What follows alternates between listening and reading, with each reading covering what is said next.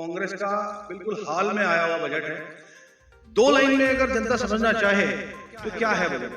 झूठ है। सही बात तो ये है कि जमीन ही नहीं है। जो पहले की योजनाएं थी वो भी झूठ साबित हुई है, क्योंकि ना तो किसानों को कोई कर्ज माफी हुई है, वो अभी तक इंतजार कर रहे हैं। और इसी तरह से आप देखेंगे तो जो युवा है वो नौकरियों के इंतजार में झांसे पट्टी में चल रहे थे। उनको कहा था कि हम आपको 3,500 रुपए भत्ता दे देंगे बेरोजगारी का, अगर नौकरी नहीं देंगे तो वो भी नहीं दिया है। तो नकल करनी है, जो वेलफेयर स्टेट बनने की कोशिश करनी है, तो मोदी जी से सीखना चाहिए कि आप जो घोषणा कर रहे हैं उसको पूरी करें। ना 9 मन तेल होगा ना राधा नाचेगी। अब इनको राज में रहना ही नहीं, इनको पता है हमारी सरकार जारी है तो आने वाली सरकार भुगतेगी, अपने तो घोषणा कर दो। डोटासरा जी ने अपनी बहू को आरएएस में 85 नंबर दिला के ये साबित किया, जो टॉपर्स है उनको तो कम नंबर मिल रहे हैं। और दोस्तों नमस्कार, जनता की चौपाल है आज बीजेपी कार्यालय में और मेरे साथ हैं एक विशेष हमारे मेहमान मनीष जी पारिक साहब, जो बीजेपी के प्रदेश संयोजक हैं, पूर्व डिप्टी मेयर भी रहे हैं, पार्षद भी हैं, बहुत सारे तमगे इनके कंधों पर हैं और अब बीजेपी की बड़ी जिम्मेदारियां भी संभाल रहे हैं। तो भाई साहब आपका स्वागत है जनता की चौपाल पर। जी स्वागत, थैंक यू। अभी हाल में बजट आया है भाई साहब, आज जो चर्चा का विषय है वो कांग्रेस का बिल्कुल हाल में आया हुआ बजट है। दो लाइन में अगर जनता समझना चाहे तो क्या है बजट? झूठ है। सही बात तो ये है कि जमीन ही नहीं है। और जो आप कहेंगे कि जब उनको यही पता नहीं है कि पैसा कहाँ से आएगा और बांटने की व्यवस्था पहले कर ली है। जो पहले की योजनाएं थी वो भी झूठ साबित हुई है, क्योंकि ना तो किसानों को कोई कर्ज माफी हुई है, वो अभी तक इंतजार कर रहे हैं। और इसी तरह से आप देखेंगे तो जो युवा है वो नौकरियों के इंतजार में झांसे पट्टी में चल रहे थे। उनको कहा था कि हम आपको 3,500 रुपए भत्ता दे देंगे बेरोजगारी का, अगर नौकरी नहीं देंगे तो वो भी नहीं दिया है। तो जब पिछले बजट की धारणा पूरी नहीं हुई है तो अब नई घोषणा करने का कोई मतलब नहीं है। और दूसरी बात यह है कि अगर आपको नकल करनी है, जो वेलफेयर स्टेट बनने की कोशिश करनी है, तो मोदी जी से सीखना चाहिए कि आप जो घोषणा कर रहे हैं उसको पूरी करें। और कुल मिला के आप समझेंगे कि जो मोदी जी ने सिलेंडर उज्ज्वला का दिया सबको, उस पे 500 रुपए की छूट दे दूंगा मैं। तो एक तो ये कहना। दूसरी बात, जिनको राशन देने की बात करी है, तो पहले जब मोदी जी ने मुफ्त में राशन दिया था पूरे कोरोना काल में और अभी भी लगातार रखा है, उसके बाद ये राशन घोषित करने का औचित्य कोई नहीं है, क्योंकि इन्होंने पहले दिया ही नहीं। जी, तो अभी जो दो महत्वपूर्ण मुद्दे हैं, मोदी जी ने फ्री बी यानी कि मुफ्त की स्कीम का विरोध किया था। राज्य के पास यानी अशोक गहलोत सरकार के पास फिर से वही मुद्दा घूम के फ्री का वो लेकर आ जाते हैं। तो क्या ये चुनावी साल में नया स्टंट है, क्या है? नहीं, बिल्कुल आप सही कह रहे हैं। मैं बताइए लक्ष्मीकांत जी कि जो ना 9 मन तेल होगा ना राधा नाचेगी। अब इनको राज में रहना ही नहीं है, इनको पता है हमारी सरकार जारी है तो आने वाली सरकार भुगतेगी, अपने तो घोषणा कर दो। और इसीलिए इन्होंने बिना कोई लॉजिक, बिना कोई व्यवस्था करे, बिना कोई आर्थिक मैनेजमेंट करे, ये सब घोषणाएं कर दी है। और इसलिए क्योंकि कोई इनको मानता ही नहीं है सीरियस। एक विशेष बहुत बड़ी बात है राजस्थान की राजनीति में, पेपर लीक। अगर मैं बात करूं अभ्यर्थियों के हवाले से, तो पेपर लीक ने युवा की कमर तोड़ दी है। ये निश्चित तौर पर बहुत गंभीर बात है। जो लोग तैयारी करते हैं, पैसे लगाते हैं, कमरे में रहते हैं, वहाँ अपने कमरे ले लेकर ट्यूशन पढ़ते हैं, और उसके बाद जब वो परीक्षा देने जाते हैं मालूम पड़ता है फिर से दोबारा सब करना पड़ेगा। तो ये निश्चित तौर पर। दूसरी बात, सैंटिटी होता है।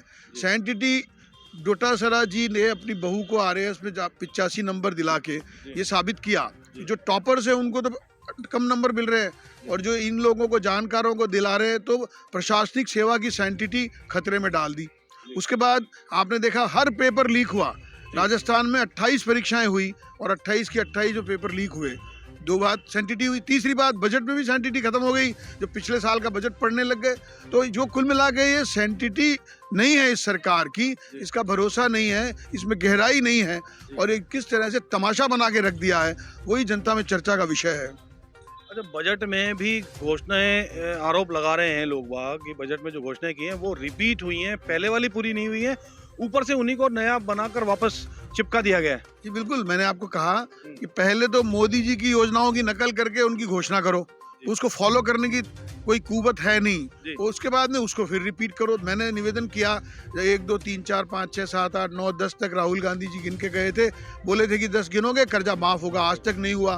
वो दाढ़ी बढ़ा के घूम रहे हैं, पहले बिना दाढ़ी के थे। तो ये कोई इनको सीरियस लेता ही नहीं है। और इसी तरह से आपने जो बात कही कि आप पार्टी कह रही है, उसको भी कोई सीरियस नहीं ले रहा है। एक विधायक नहीं है, कोई वोट मिले नहीं है, अब जैसे तैसे करके कांग्रेस के वोट हथिया लें और उसके बरिए हमारा कुछ कर ले, तो बीजेपी तो उससे खुश होने वाली है। एक और हाल ही में मल्लिकार्जुन खड़गे ने बड़े आरोप लगाए हैं कि साहब मोदी सरकार ने, केंद्र सरकार ने अडानी को फेवर किया, उद्योगपतियों को फेवर किया, सारा पैसा जनता का डूब गया है। क्या कहना चाहेंगे? 2014 से पहले के जितने एनपीए हुए थे वही चल रहा है, उसमें कोई इजाफा नहीं हुआ है। जो इंडस्ट्रियलिस्ट पहले थे वही अंबानी जी को अब ये कांग्रेस वाले, आप पार्टी वाले गालियां बकते हैं। वो देश में उन लोगों का अपना महत्व है, आर्थिक उन्होंने संबल दिया है, रोजगार दिया है, इंडस्ट्रियां डेवलप करी है, वो लोग एंटरप्रेन्योर हैं, तो उनकी बेइज्जती करना कांग्रेस पार्टी को और आप पार्टी को शोभा नहीं देता है। जी, आप ओएनजीसी के डायरेक्टर भी हैं वर्तमान में और बड़ी समझ है आपकी इकोनॉमिक मामलों में, तो क्या वास्तव में मोदी सरकार या केंद्र सरकार की कहीं ढिलाई रही है जिससे अडानी का ये पैसा डूबा है, या क्या हुआ है, जनता अगर समझना चाहे तो? नहीं, ये तो कोई बात ही नहीं है। मैंने आपको कहा कि बैंक्स जो हैं उनका अपना एक प्रोटोकॉल होता है, उस आधार पर वो लोन देते हैं। इसमें मैंने जैसे निवेदन किया कि एनपीए जितने हुए हैं वो कांग्रेस काल में मनमोहन सिंह जी जो प्रसिद्ध अर्थशास्त्री थे वो थे, उसमें सर्वाधिक एनपीए हुए। और किस तरह से इन्होंने, मैं नाम लेऊंगा, आपको पूरी क्रम खड़ी रहेगी, उन कैसे कैसे लोग, विदेशी लोग भी यहाँ से लोन लेकर चले गए और उसके बावजूद ये कुछ नहीं कर पाए। मैं यहाँ पर जो ये आरोप झूठा लगा रहे हैं उसका तो कोई मंतव्य नहीं है, और उसका कारण ये है कि मोदी जी की छवि बहुत ऊंची है। वो अपने पूरे साधु स्वभाव के कारण और निर्लिप्त भाव के कारण और देश के लिए काम करने के कारण पूरी दुनिया में तवज्जो पा रहे हैं, पूरी दुनिया के नेता बने हैं। तो ऐसे में इनके पास पत्थर फेंकने के सिवा कोई चारा नहीं है। तो अभी बीजेपी के बारे में बात कर लेते हैं। चुनावी साल है, बहुत सारे युवा, बहुत पूरा प्रदेश बीजेपी की तरफ आंखें लगाए, टकटकी बांधे देख रहा है। तो इस चुनावी साल में क्या नया होने वाला है, चुनावी रणनीति क्या है?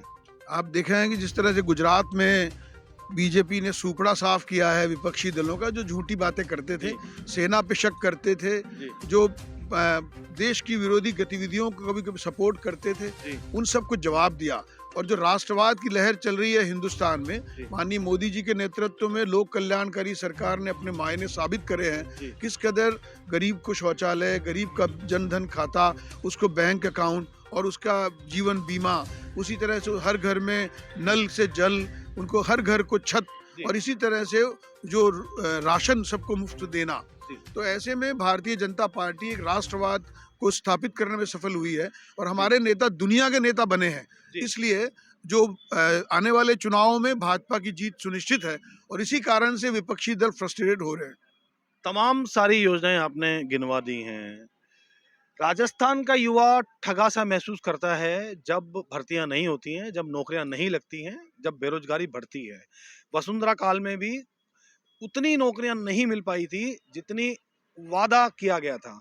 गहलोत सरकार में और भी ज्यादा बुरी स्थिति सामने आई है युवाओं के लिए। आप एक युवा नेता हैं, जिम्मेदार नेता हैं, राज्य की राजनीति में हैं, युवाओं के लिए संदेश मैं जरूर लेना चाहूंगा। जी, मैं निश्चित तौर पे कहना चाहता हूं कि विवेकानंद जी ने कहा है, आगे बढ़ो, लक्ष्य तक पहुंचे बिना रुको मत। युवाओं के लिए वही संदेश है सबसे अच्छा। लेकिन मैं ये जो बात इन्होंने कही है कि भारतीय जनता पार्टी की सरकार में पहली बार आपने देखा 84,000 शिक्षकों की नियुक्ति एक साथ हुई थी, इसलिए ये बात सारा सबसे ज्यादा नियुक्तियों का पूरा तमगा भाजपा को मिला हुआ है।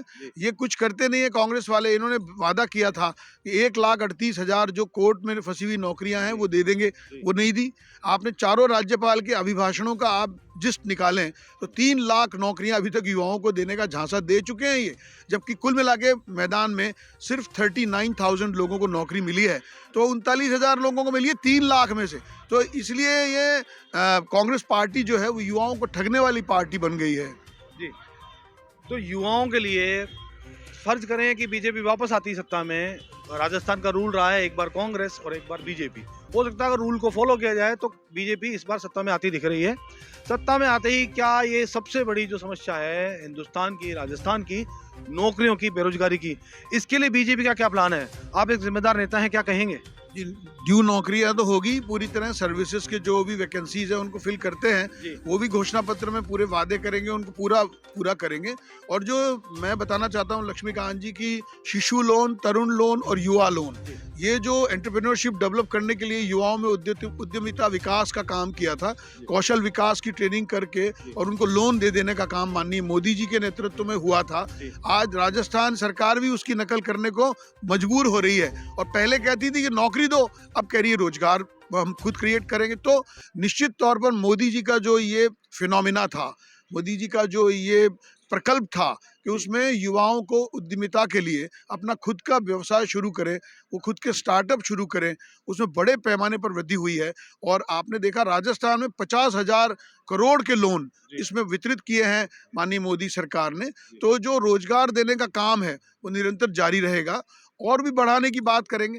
अच्छा, राजस्थान में चुनाव है तो राजस्थान अब हॉट केक है पूरे हिंदुस्तान के लिए। इस चुनावी साल में बीजेपी की क्या रणनीति है, क्या होने वाला है बड़ा? जी, मैं आपको निवेदन करूं कि ये विषय तो अभी घोषणा पत्र में तय होगा, जी। जो हमारे नेता हैं वो सब मिलकर तय करेंगे जी। घोषणा पत्र में कौन सी घोषणाएं होगी। जी। लेकिन ये पक्की बात है कि भाजपा ने जो अंत्योदय शुरू किया, जी। ये गरीब के विकास, गरीब को गणेश मानकर काम करना और परिक्रमा नहीं पराक्रम करके जनता को बताना, जी। तो कुल मिलाकर उससे जनहित होता है। और उसी कारण कि जो भ्रष्टाचार समाप्त हुआ है, आपने देखा डिजिटल करेंसी के कारण खातों में सीधे पैसे जा रहे हैं, वो सारी योजनाएं हुई, उसके कारण करप्शन खत्म हुआ है, तो आतंकवाद खत्म हुआ है, अब कोई धमाके नहीं होते हैं। तो निश्चित तौर पर आतंकवाद, भ्रष्टाचार और महंगाई, इन तीनों का सुपड़ा साफ भाजपा के नेतृत्व में होगा। इसी उम्मीद के साथ मैं आप सबको भी शुभकामनाएं देना चाहता हूं। आप सबने धीरज से मेरी बात सुनी। भारत माता की जय। बहुत बहुत धन्यवाद। मेरे साथ हैं मनीष जी पारिक साहब। हम हैं जनता की चौपाल, हम हैं जनहित प्रहरी। जय हिंद, वंदे मातरम।